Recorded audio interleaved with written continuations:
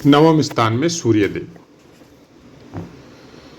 मंत्रेश्वर महाराज कहते हैं कि जिसके भी नवम स्थान में सूर्यदेव है, पिता का साथ कम मिलता है, लेकिन ऐसा इंसान पुत्र सुख और बंधु बांधवों का सुख बहुत मिलता है।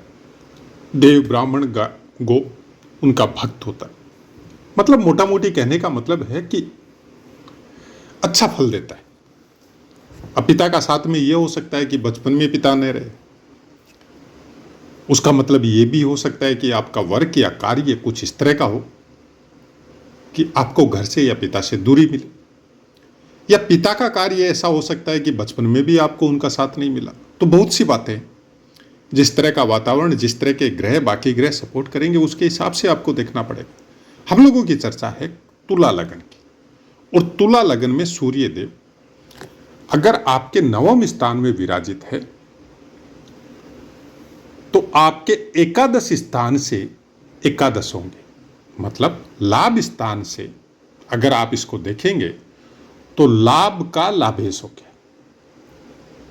मतलब आपका भाग्य, आपकी महत्वाकांक्षाओं के लिए, आपकी इच्छा पूर्ति के लिए यह नवम स्थान का सूर्यदेव आपको बहुत कुछ अच्छा फल देगा। बहुत कुछ मतलब 99% अच्छा फल देगा।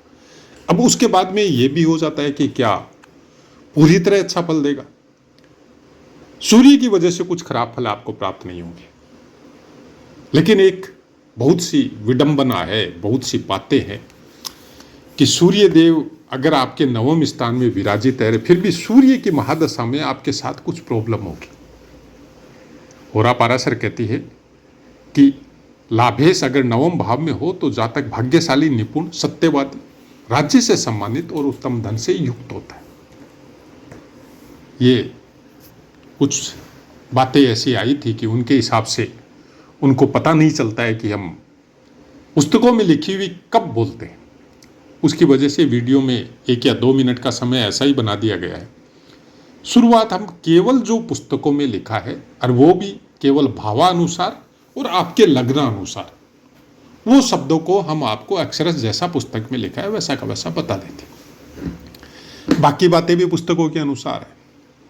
वो सिद्धांत भवत भावों का हो सकता है, वो सिद्धांत अष्टक वर्ग का हो सकता है, नवमास कुंडली का हो सकता है, बाकी भी वर्ग कुंडलियां, विभिन्न वर्ग कुंडलियां हैं। पुस्तक पढ़ने के बाद में इतना ध्यान में नहीं रहता है कि कौन से सिद्धांत में ये बातें लिखी हुई है।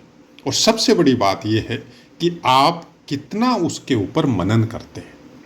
आपको किसी भी ग्रह को फलित जब करना है, हमने सूर्य के जब भी पाठ दिए हैं, किसी भी लगन में 12 पाठ दिए हैं। एक ही लगन में एक ग्रह के 12 पाठ देने का कारण क्या है? हम एक ही पाठ में पूरा लगन समझा सकते हैं। पुस्तकों के अनुसार जो बताया वो बता सकते हैं। आपको कितना समझ में आएगा हमको पता नहीं है। हम एक ही लगन में एक एक पाठ देने का कारण ये है कि आपको पूर्णतः उसकी डिटेल समझ में आया कि ग्रह कार्य कैसे करता है। आप एनी टाइम, बचपन से लेकर मृत्यु तक, मतलब जन्म से लेकर मृत्यु तक, सब कुछ डिपेंड है आपके ग्रहों के ऊपर। तो क्या कर्म भी वही करवाते हैं बहुत हद तक, लेकिन कुछ आपकी अपनी इच्छाएं हैं जिनके अंदर आपको स्वतंत्रता प्राप्त है। वो कर्म वो नहीं करवाते। वो चंद्रमा के वशीभूत, मन के वशीभूत। आप कभी भी देख लीजिए, आपके कोई चीज की इच्छा हुई, आप बोलते हैं हमने बुद्धि लगाई, और बुद्धि लगाने के बाद में हमने इस काम को कर दिया।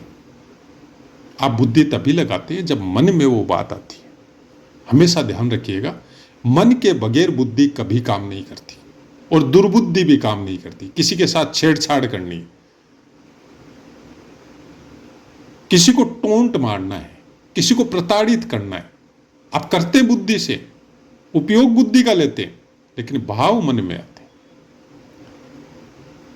आपके मन में कोई अच्छा भाव आया कि बहुत से साधु संतों को जिस क्षेत्र में है वो जब आते हैं तो उनके लिए कोई प्रसाद वगैरह का कुछ आयोजन किया जाए, ये भाव आपके मन में पहले आएंगे, और फिर बुद्धि अपना कार्य करेगी। वो उसके हिसाब से उस आयोजन को करवाएगी, हर चीज का अरेंजमेंट करवाएगी। नवम स्थान वही है। नवम स्थान आपको धार्मिक बनाता है। नवम स्थान आपको साधु संतों की सेवा करने वाला बनाता है। नवम स्थान आपको आपके धर्म में कुछ हद तक कट्टरता भी दे सकता है और कुछ हद तक आप उससे विमुख भी हो सकते हैं। सूर्य दोनों काम करता है। अब ये भाव आपके मन में, उस मन का जो स्वतंत्र कार्य क्षेत्र है कर्म करना, वो है, वो कैसे आएगा?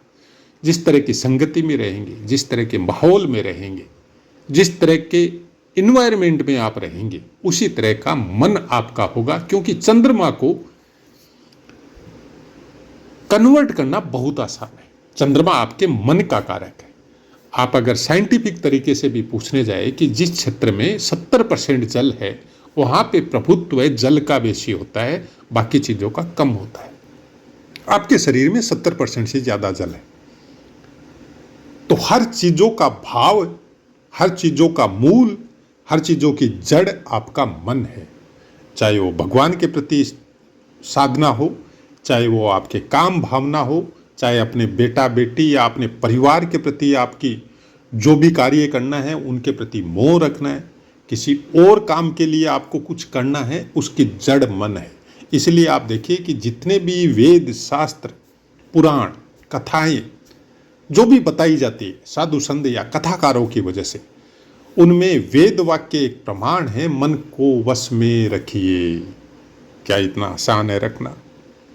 बड़े बड़े ऋषि मुनि जिन्होंने भयंकर साधनाएं की, जिन्होंने हजारों साल तपस्या की, एक जगह में आके वो भी मन को अपने अधीन नहीं कर सके और उनसे भी गलतियां हुई है। लेकिन कलयुग का एक बड़ा विशेष महत्व है। यही वेद शास्त्र जब बोलते हैं कलयुग केवल नाम आधारा, सुमिर सुमिर नर उतरई पारा। जब आप अपने मन से खराब विचार वाली प्रवृत्ति को हटाना चाहते हैं और आती है, तो किसी एक नाम को पकड़ लीजिए। उस नाम में आपकी आस्था है, प्रीति है, कोई मैटर नहीं करता। केवल उस नाम को पकड़िए आप एक बार। आप हर कार्य में उसको बोलते रहिए। शुरुआत होठों से होती है, मुंह से होती है, धीरे धीरे वो मन तक पहुंचता है और मन में वो धीरे धीरे जब सफाई करनी चालू करता है, तब फिर ऑटोमेटिक वो भाव अपने आप विलुप्त होते हैं। क्योंकि नाम का प्रभाव कुछ ऐसा प्रभाव है कि खराब चीजें जो आपके मन में बार बार लहरों की तरह उठती है, उन चीजों की साफ सफाई करके वो मैदान को आपको खेलने लायक बना देता है, मन को। फिर मन में एनी टाइम लोगों के प्रति आस्था की भावना, लोगों का भला करने की भावना, लोगों के प्रति, ईश्वर के प्रति आराधना की भावना, प्रकृति के प्रति प्रेम की भावना, ये सब चीजें धीरे धीरे आपकी जागृत होगी। वो भी अगर पहले से जागृत है तब तो आप कहना ही क्या है, कुछ कहने की जरूरत ही नहीं है। लेकिन बहुत सालों से आप उसको जागृत नहीं कर पाए, केवल नाम को पकड़िए। कोई मंत्र की जरूरत नहीं है, केवल नाम पकड़ लीजिए। चाहे किसी का भी पकड़ो आप वैसा नाम पकड़िए जिस नाम को हजारों करोड़ों साल से, युगों युगों से साधु संत उसकी आराधना कर रहे हैं, उसका जाप कर रहे हैं। आप उस एक नाम को पकड़ लीजिए। अगर गुरु प्रदत्त है तो कहना ही क्या है, नहीं तो गुरु आपके अंदर विराजित है। जब नाम जागृत होगा तब नाम डिसाइड करेगा आपको कहां से गुरु की दीक्षा दिलवानी है। यह आपके ऊपर निर्भर है। अगर ऐसा चीज होता है तो फिर यही सूर्य देव नवम स्थान का, इतनी बातें ये जो बताई हमने वो सूर्य के नवम स्थान के वजह से ही बताई। क्योंकि जब ये चीज जागृत होगी, जब आपका मन का मैदान साफ होगा, तब यही सूर्य देव आपको उस ऊंचाइयों पे, उस फेमस सिटी पे, उस रोशनी तक पहुंचाएगा कि आपका नाम ही आपकी पहचान हो जाएगी। मतलब आप सोचने नहीं सकेंगे कि इस जगह में बैठा हुआ सूर्य देव, खासकर आपके लाभ भाव का स्वामी बनके, अब आपकी इच्छाओं पे आपको ये देखना है कि आपके अंदर एनी टाइम कौन सी इच्छाएं रहती है। नाम जप की रहती है, लोगों का भला करने की रहती है, लोगों को किस तरह से हम प्रकृति का या लोगों का भला कर सके, ऐसी इच्छाएं अगर आपके अंदर रहती है तो ये सूर्य देव यहाँ नवम स्थान में आपकी सब सिद्धियों को जागृत करेगा। इसका उल्टा है, काम त्रिकोण में बैठा है, आपके अंदर एनी टाइम काम की भावना है, वो भी देगा, लेकिन सूर्य का वो संपूर्ण फल फिर आप प्राप्त नहीं कर सकते जो आपको देने के लिए प्रारब्ध के द्वारा आपकी कुंडली में नवम आके विराजित हुआ। तो हर ग्रह का अपना एक तरीका है उससे फल लेने का, और सब कुछ डिपेंड है आपके कर्मों के ऊपर। तो आशा है मित्रों पाठ समझ में आया होगा। अब अपनी वाणी को विराम देते हैं, आपसे आज्ञा लेते हैं। जय माता।